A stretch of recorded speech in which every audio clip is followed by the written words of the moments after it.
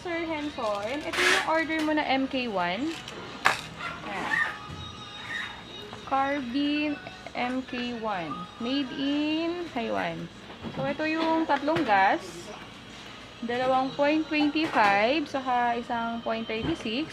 Ito yung kanyang extra magazine. At ang kanyang loader. Yung stock magazine niya, ito, sa ilalim. Yan. So, pag tinatanggal siya, makikita nyo yan. Yan. Ito lang, sir. Gaganyan lang para lumabas yung stock mag. So, yan. Lagyan natin ng bala. Ito lang, sir. Kailangan, sir, hindi nyo bibitawan ng bigla yung spring. Kasi medyo malaki yung butas niya. Pag binitawan, sir, ng bigla, pwedeng sumabog yung bala, kumalat.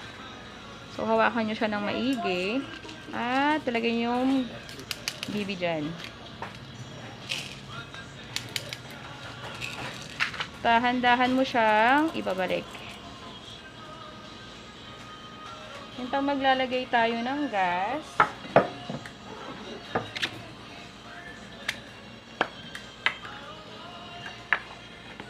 Yan. Dito, sir. Siya, then pa-vertical.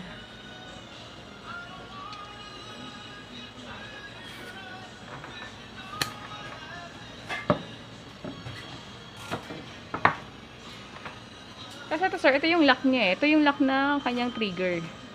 So, pag nakataas, nakalock yan. Paano ba? Nakalock yan. Hindi mo siya makakalabit. So, kailangan ito, i-down. Yan. Yan. Ito kasi yung safety niya. So, safety muna natin. Lagay natin yung magazine.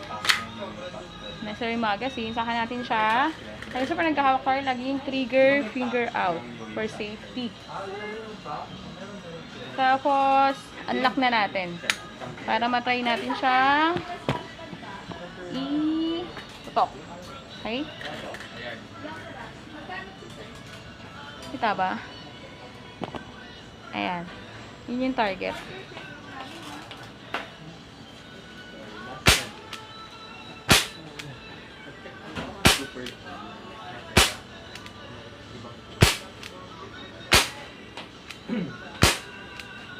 Oh, yun. Wala nang bala. So, safety ulit. And tanggal, release magazine. Ayun, wala na siyang bala. Then, same din. Ito yung extra mag niya. Ganun din yung process. Okay po. So, prepare namin, packing, then ship na po namin. Okay, thank you, Sir Hanson.